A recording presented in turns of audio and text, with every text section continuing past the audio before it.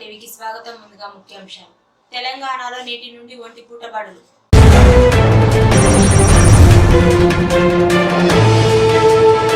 బాలికపై మాజీ సీఎం యడ్యూరప్ప లైంగిక వేధింపులు కేసు నమోదు.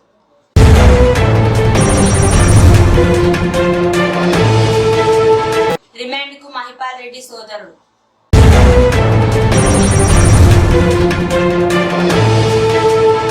పొత్తు ఖరారు. బీఎస్పీకి 2 సీట్లు కేటాయించిన కేసీఆర్.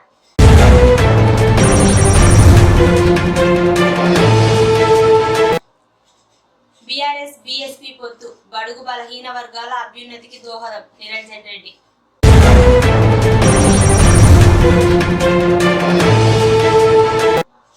గద్వాలలో కొనసాగిన పాదయాత్ర. సరిత ఆధ్వర్యంలో అంబేద్కర్ చౌక్ నుండి జములమ్మ దేవాలయం వరకు సంపత్ కుమార్ పాదయాత్ర. పాల్గొన్న ఏఐసిసి కార్యదర్శి మాజీ MLA SA Sampath Kumar, ZP chairperson Saritha Tirupataiah, ఉమ్మడి జిల్లా మాజీ ZP chairperson Bandari Bhaskar.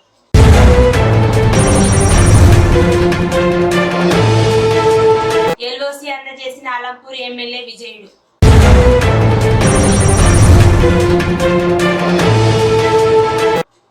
CM Revanth రెడ్డిని కలిసిన BRS party MLA Danam Nagender Reddy.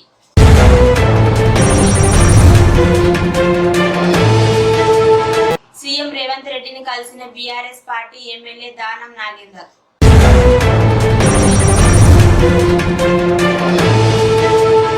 Gadwal కోట తాయమ్మ అవ్వను దర్శించుకున్న జోగులాంబ గద్వాల జిల్లా మెగాస్టార్ అధ్యక్షుడు బోయ జమ్మన్న మెగా అభిమానులు.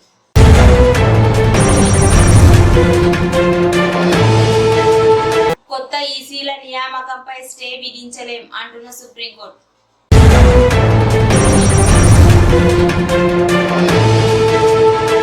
మాజీ సీఎం కేసీఆర్ ను భువనగిరి ఎంపీ టికెట్ కోరిన శ్రీకాంతాచారి తల్లి.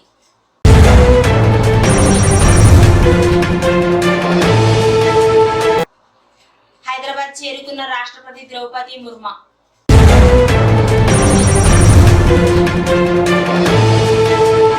ట్రాఫిక్ కేసులు లోక్ అదాలత్తో పరిష్కరించుకోండి. గద్వాల పట్టణ ట్రాఫిక్ ఎస్ఐటి బాలచంద్రుడు.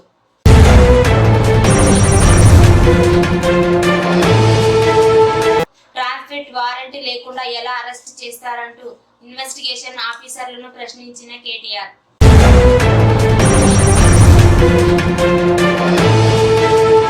ఇక వివరాల్లోకి వెళితే, ప్రధాని మోదీ నేడు తెలంగాణకు రానున్నారు. శుక్రవారం సాయంత్రం 4:55 బేగంపేట విమానాశ్రయానికి మోడీ చేరుకోనున్నారు. అక్కడి నుంచి మల్కాజ్గిరి బయలుదేరనున్నారు. సాయంత్రం 5:15 నుంచి 6:15 వరకు రోడ్ షోలో మోడీ పాల్గొంటారు.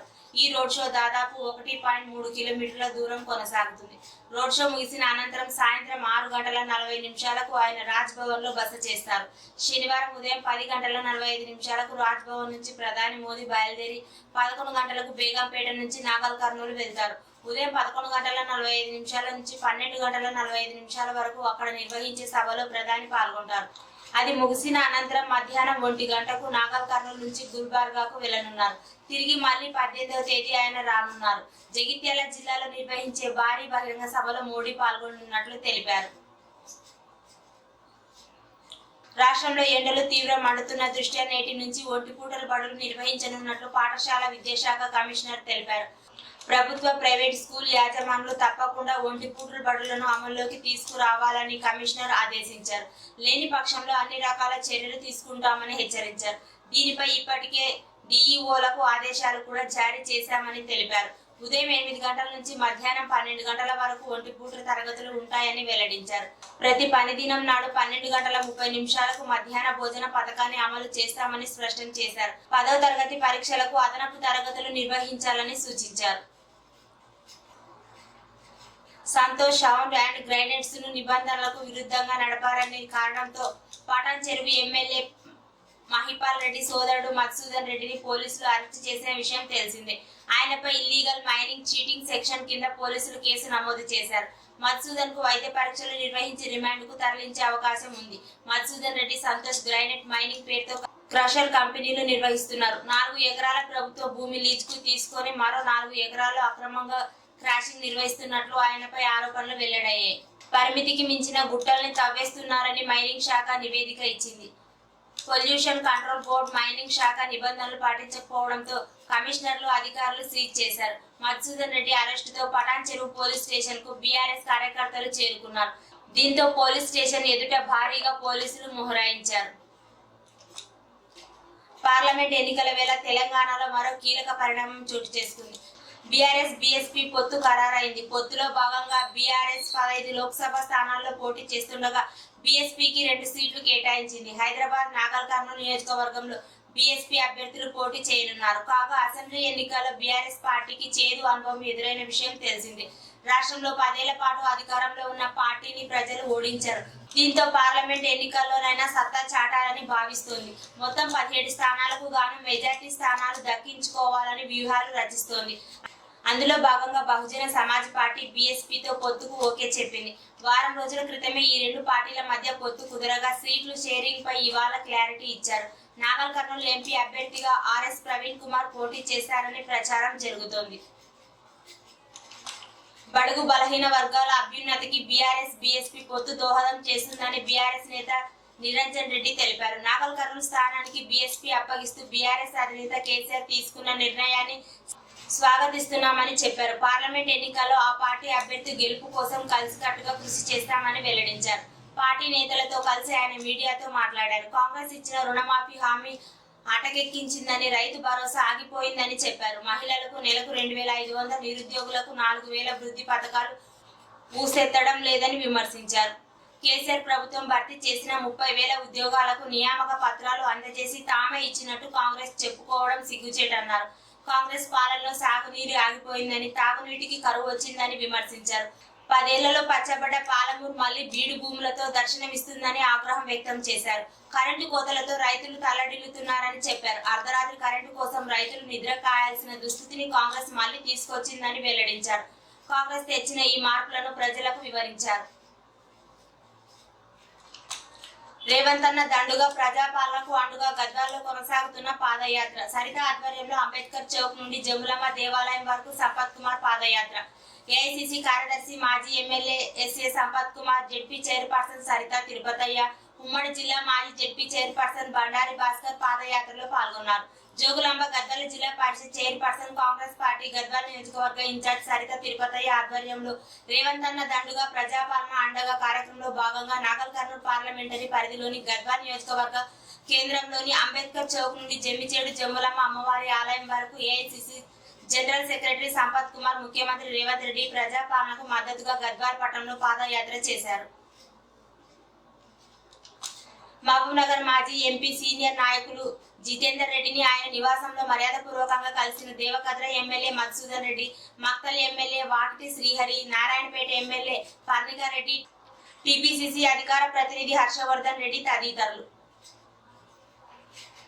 గద్వాల జిల్లా కేంద్రంలో ప్రజా రవాణాకు ఎలాంటి ఆటంకాలు లేకుండా ట్రాఫిక్ ను నియంత్రించేందుకు మరిన్ని చర్యలు చేపడుతున్నట్లు జిల్లా ఎస్పీ రిత్రాజ్ ఐపీఎస్ తెలిపారు.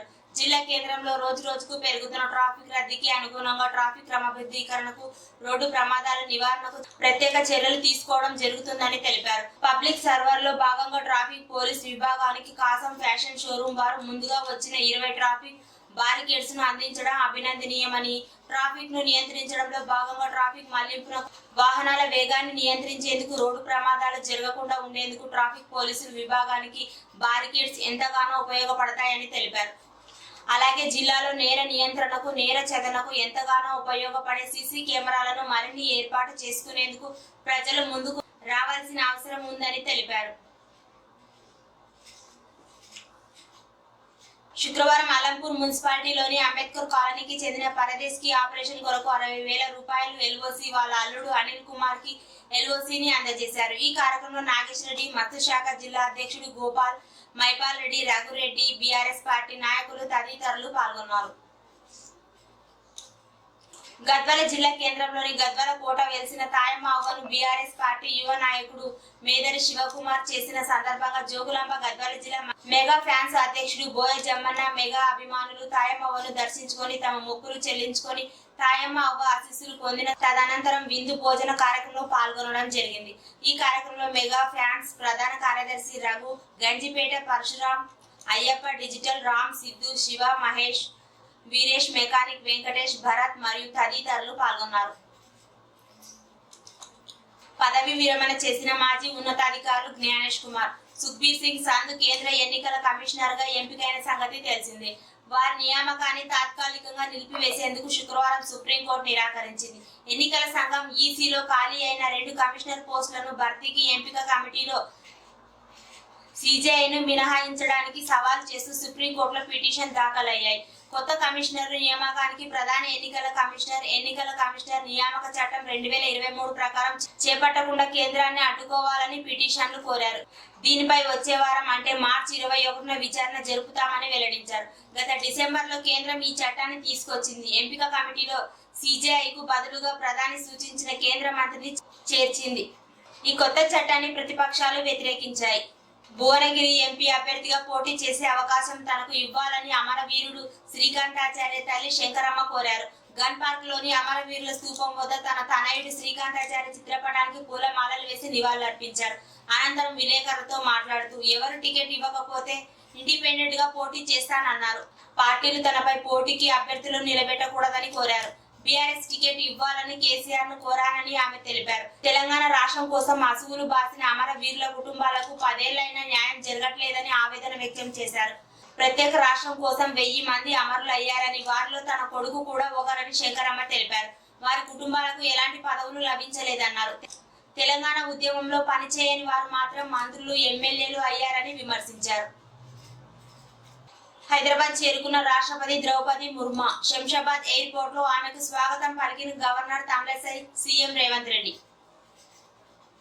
డబుల్ బెడ్రూమ్ ఇళ్ల నిర్మాణంలో డబ్బులు ఇచ్చామంటూ తప్పుడు ఆరోపణలు చేసి జిల్లా పోలీస్ అధికారికి ఫిర్యాదు చేసిన వారిపై పరువు నష్టం దావా కేసు వేస్తానని వనపర్తి జిల్లా సాగర సంఘం అధ్యక్షుడు తిరుపతయ్య సాగర్ తెలిపారు.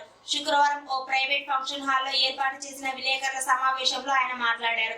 పలు రాష్ట్రాల్లో A1 గ్రేడ్ కాంట్రాక్టర్ లైసెన్స్ కలిగి ఉన్న తిరుపతయ్య సాగర్ వనపర్తి జిల్లా చిన్నబావి మండలంలోని డబుల్ బెడ్రూమ్ ఇండ్లు కట్టేందుకు టెండర్ దక్కించుకున్నామని తెలిపారు. 2022 సంవత్సరంలో దక్కించుకున్న ఈ టెండర్ ఇండ్లను సంబంధించినవి అన్నింటినీ పురోగతిలో పెడుతూ ఉంటే కొందరు పడి రాక నాపై అక్రమ ఆగడాలకు తెరలేపారని ఆయన ఆరోపించారు. ఇందులో అవకతవకాలుంటే ప్రశ్నించాలి, కానీ నిజాలు తెలుసుకోకుండా నాపై జిల్లా ఎస్పీకి ఫిర్యాదు చేయడం సరికాదన్నారు. 20 ఇండ్లకు నిర్మాణానికి గాను 1,80,000 రూపాయల వ్యయంతో టెండర్ దక్కించుకోవడం జరిగిందని తెలిపారు. నా పేరు తిరుపతయ్య సాగర్. Class 1 contract. నా ఊరు కొత్తపేట. వనపర్తి జిల్లా సాగర సంఘం అధ్యక్షుని కూడా నేను. గత 3 రోజుల కింద నా మీద కొన్ని ఆన్లైన్ పేపర్లు, వార్త, విజేత, దిశ, నావభూమి, ఇంకా కొన్ని పేపర్లు నా మీద కొన్ని అభియోగాలు చేసినాయి. అలాంటి అభియోగాలకు తిరుపతయ్య సాగర్ అలాంటి తోటి చిన్నబాయి మండల్ పెద్దదగూడ దగ్గర డబుల్ బెడ్రూమ్ ఇల్లు కట్టే సందర్భంలో మాతోటి 2,80,00,000 రూపాయలు తీసుకున్నాడు. అలాంటి ఇళ్లను పూర్తి చేయడం లేదు, అక్కడ ఖాళీగానే స్థలం ఉన్నది అని ఒక 6 మంది వ్యక్తులు పోయి కలెక్టర్ ఎస్పీకి ఫిర్యాదు చేయడం జరిగింది.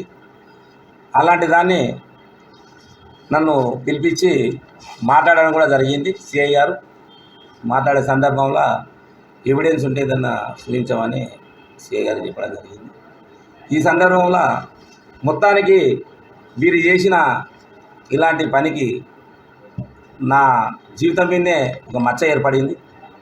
కాబట్టి మీకు ఎలాంటి ఆధారాలు ఉన్నా మీరు తీసుకొచ్చి నాకు డబ్బులు ఇచ్చిన 2,20,00,000 ఇచ్చిన సందర్భాలు ఎక్కడైనా ఉంటే నా దగ్గర తెచ్చి మీరు ఎవరికైతే ఫిర్యాదు కంప్లైంట్ చేశారో అక్కడ ఇవ్వండి. వాళ్ళు ఏ చట్టపరంగా ఏ విధమైన చర్యలు తీసుకున్నా దేనికి ఖచ్చితంగా కట్టబడి ఉంటానని మీ అందరూ తెలియజేసుకుంటూ ఈ విషయంలో నా జీవితం మీద మచ్చబడింది. కాబట్టి ఈ విషయంలో నేను మీ పేపర్ల మీద పరువునష్ట దావా కూడా వేయడానికి సిద్ధం చేసుకున్నా. సదరు వ్యక్తులను కూడా మీ పేపర్ల మీద వేయడానికి సిద్ధమైనా మీరు ఏ రకమైన ఆధారాలు ఉన్నా మీరు ఎక్కడైతే కంప్లైంట్ చేసారో అక్కడ తీసుకుపోయి పెడితే చూపిస్తే దానికి నేను ఎలాంటి బాధ్యతను వహించడానికి ఉన్నానని మీ అందరికీ తెలియజేసుకుంటూ ముగిస్తాను. ట్రాన్సిట్ వారెంట్ లేకుండా ఎలా అరెస్ట్ చేస్తారంటూ ఇన్వెస్టిగేషన్ ఆఫీసర్ ను ప్రశ్నించిన కేటీఆర్. అరెస్ట్ చేయమంటూ సుప్రీంకోర్టుకు మాట ఇచ్చిన తర్వాత ఇప్పుడు ఎలా అరెస్ట్ చేస్తారన్న కేటీఆర్. సుప్రీంకోర్టులో చెప్పిన మాటను తప్పుతున్న మీ అధికారులు కోర్టు ద్వారా ఇబ్బందులు ఎదుర్కోవాల్సి వస్తుందని హెచ్చరించిన కేటీఆర్. కావాలని శుక్రవారం వచ్చారని కేటీఆర్. సోదాలు ముగిసిన తర్వాత కూడా ఇంట్లోకి రావద్దంటూ హుంకు జారీ చేసిన ఐటీ అధికారులపై మండిపడుతున్న కేటీఆర్. శుక్రవారం మెజిస్ట్రేట్ ముందు హాజరుపరిచేందుకు అవకాశం లేదంటూనే అరెస్ట్ అని చెప్పడం పైన తీవ్ర అభ్యంతరం వ్యక్తం చేసిన KTR. Abhijit, please record. How have they entered? Ask these questions. अरे मतलब Madam says, Bhanupriya Meena says, door is open. We have entered. Madam Bhanupriya Meena says, search is over and arrest warrant is produced, and now she says, hold on, and now she says we can't come in. Family cannot come in, and she also says that she has no transit warrant, she cannot produce before a magistrate, but she wants to make a case. Listen, you have given an undertaking in Supreme Court, and now you're violating it. You're in serious trouble. You're in serious trouble. You have the legal remedy always available. I'm telling you, you have come here on a Friday. చూస్తూనే ఉండండి Jogulamba TV, ప్రతిక్షణం ప్రజల కోసం.